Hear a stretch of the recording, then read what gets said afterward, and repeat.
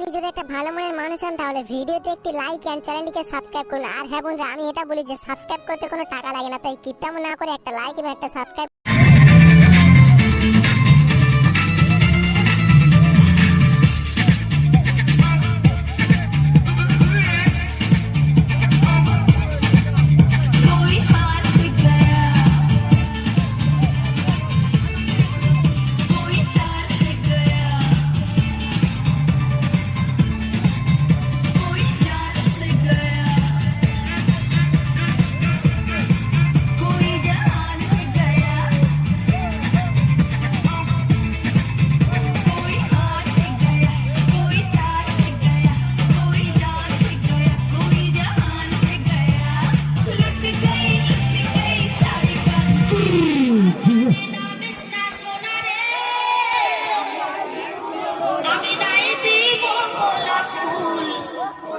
সোনারে নাই দিব গোলাপ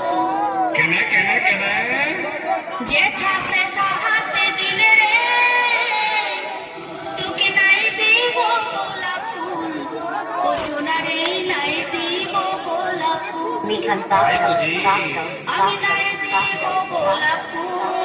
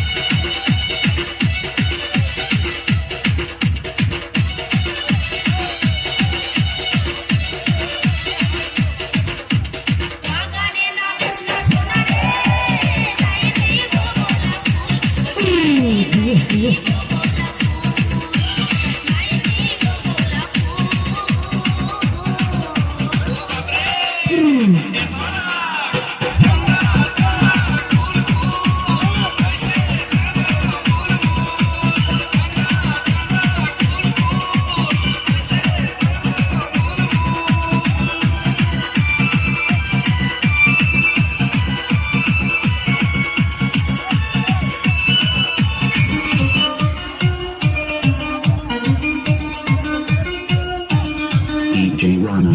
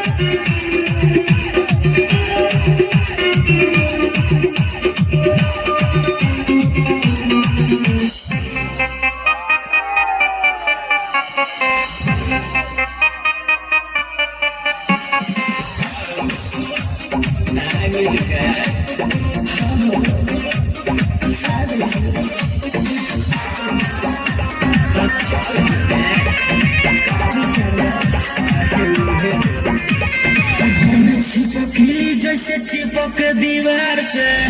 मैं चिपक गया तू अपना भतार से ढेर दिन पर नैहर से आइलू हकार से रात भर मजा आ चले दो तू प्यार से आज भर ढेउदा ढोढ़ी जाने छिउदा खतल में जाज जानी हो वाला फिल्दा किस कलर की चड्डी पहने हो बता दो।